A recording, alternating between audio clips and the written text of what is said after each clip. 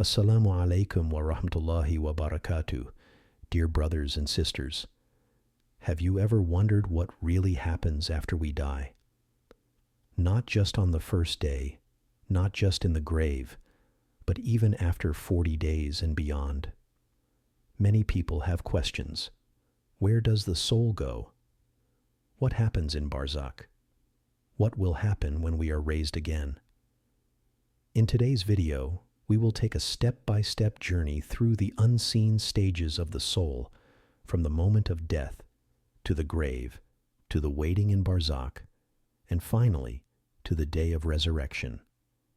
This is a reality that no one can escape, and understanding it will change the way we live today. So, stay with us till the end of this video, and don't forget to subscribe to The Inspired Muslim for more reminders that bring us closer to Allah. All praise is due to Allah, the Lord of the worlds, the one who gives life, and the one who takes it away. May peace and blessings be upon our beloved Prophet Muhammad. May Allah's peace and blessings be upon him, who taught us everything we need to know about this world and the next. Welcome back to The Inspired Muslim. Today, we begin a very important reminder, one that touches every heart, young or old. It is a topic that many people think about, but very few prepare for. What happens after death? And specifically, what happens after 40 days? Every single one of us, no matter where we come from, no matter how wealthy, poor, strong, or weak we are, will face death. Death is not the end of life.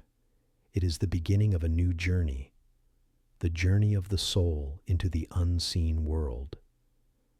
Some people have cultural beliefs and family traditions about what happens on the 40th day after death.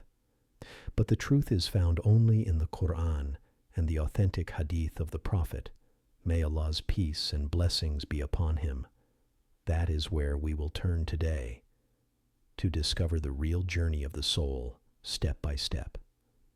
This journey begins the moment the soul is taken, continues into the grave with the questioning by the angels, carries on through the unseen world of Barzakh, and finally leads us to the day of resurrection, when every soul will stand before Allah. So, let us take this journey together.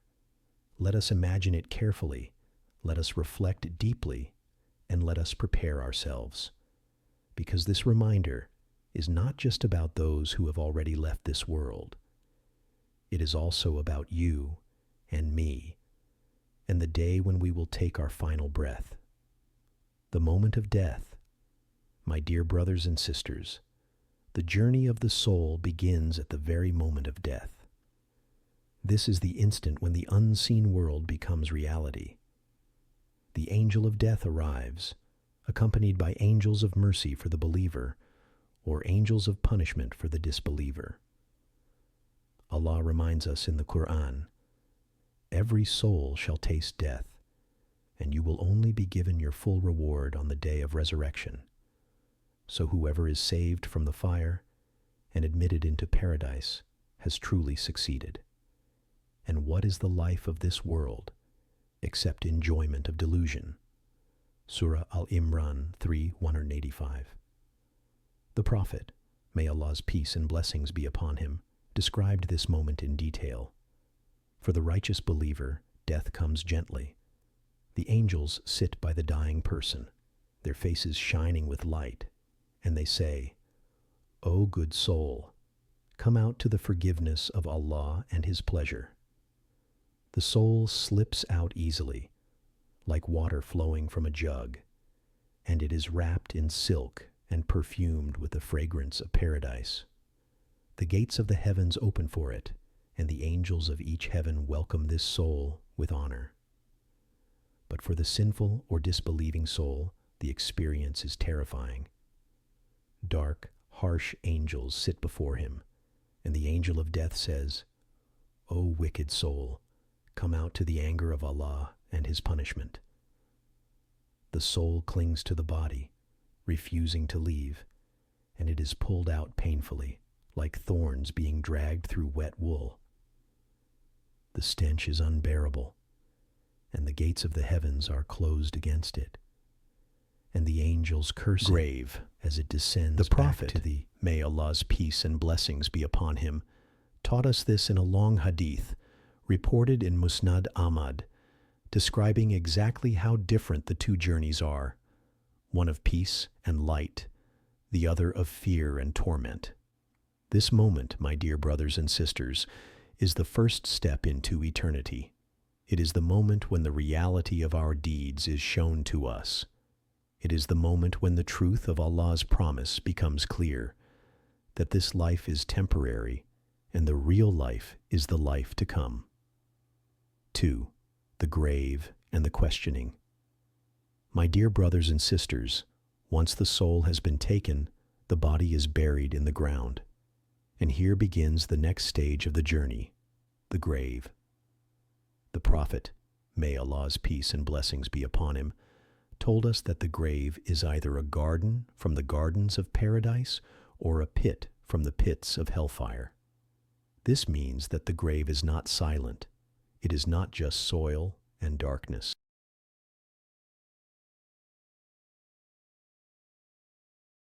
The 40th day, reciting Quran or giving charity.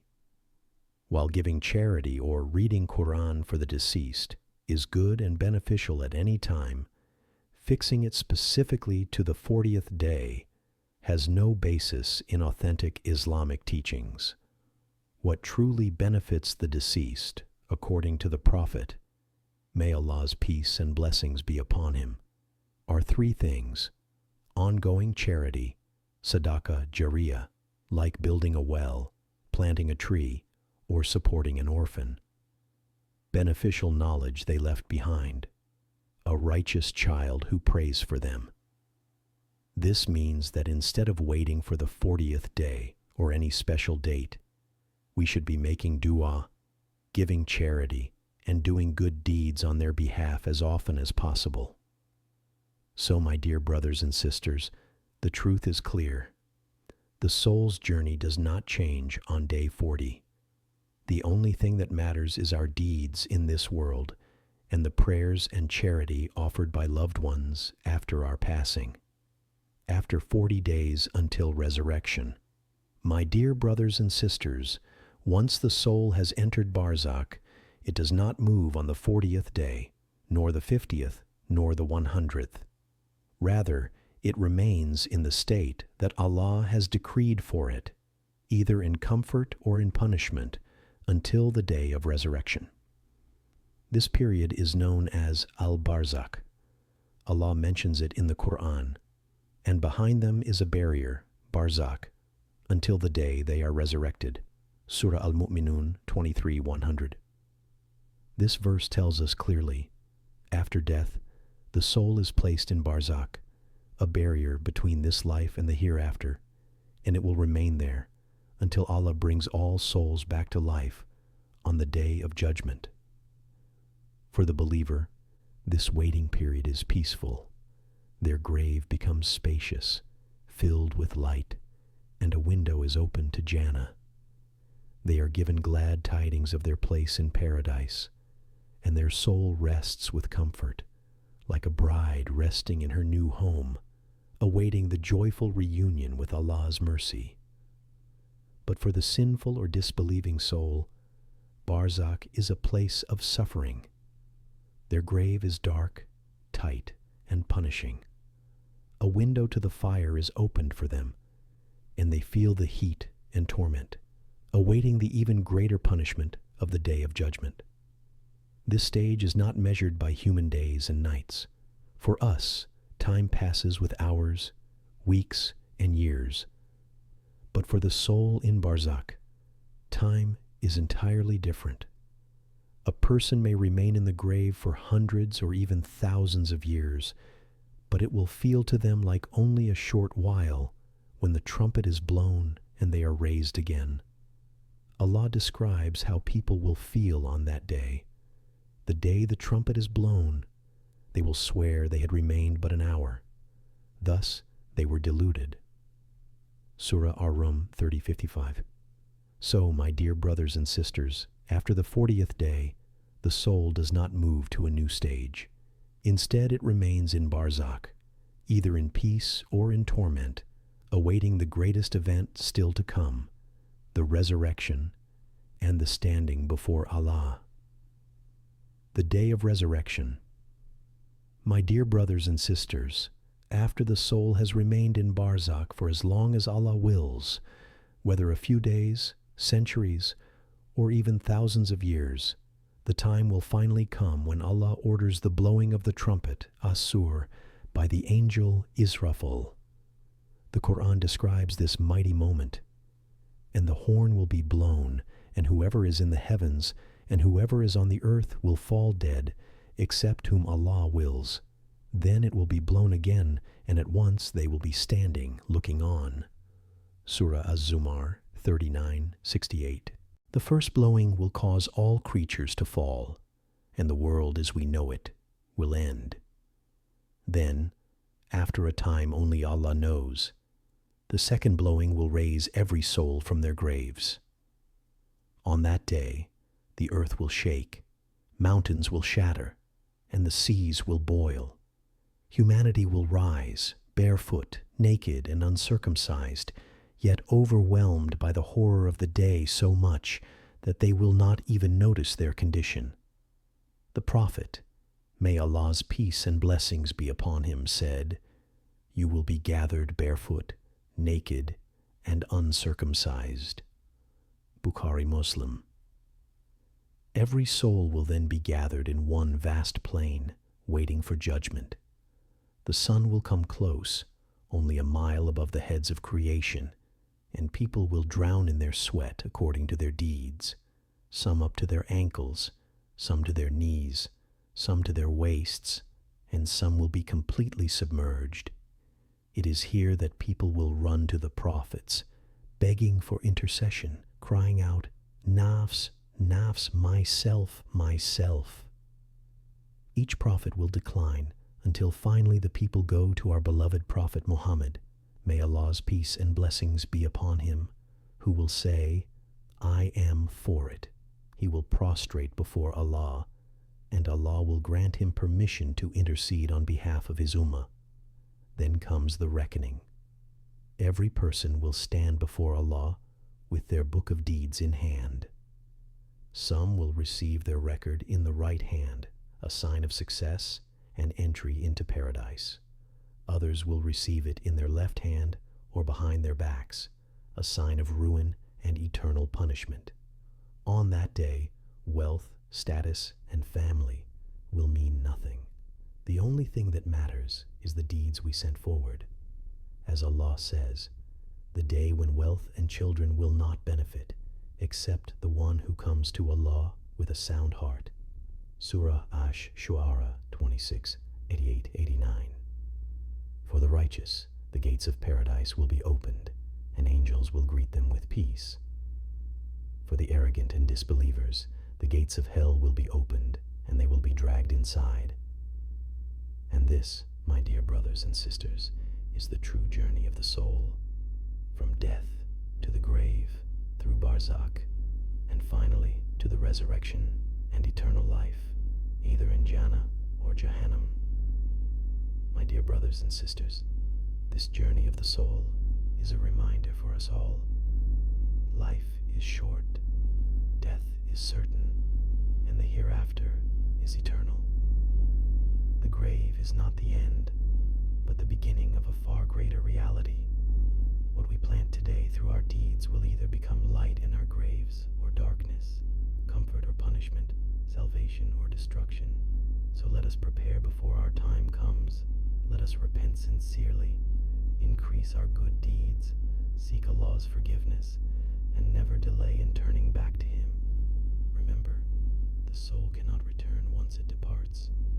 Only our actions, our charity, our prayers, and the dua of our loved ones will remain with us. Dua, O Allah. Make our graves a garden from the gardens of paradise, and not a pit from the pits of hellfire. O Allah, Forgive our parents and our loved ones who have returned to you. Grant light to their graves. Wash them with water, snow, and hail, and admit them and us into the gardens of bliss. O Allah, let us end with the ending of happiness, and bless us with the joy of looking at your noble face on the day of judgment. My dear brothers and sisters, death is not the end. It is only the beginning of our eternal journey.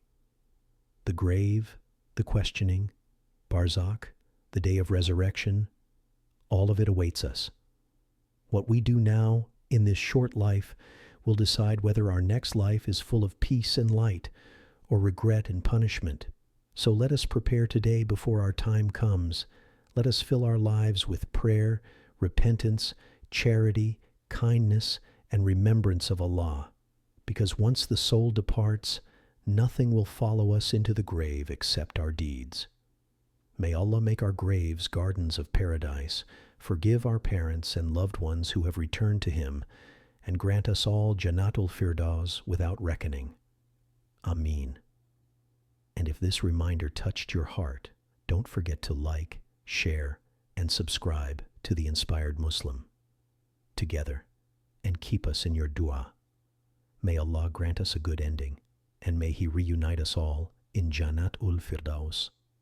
Until next time, Assalamu alaikum wa rahmatullahi wa barakatuh.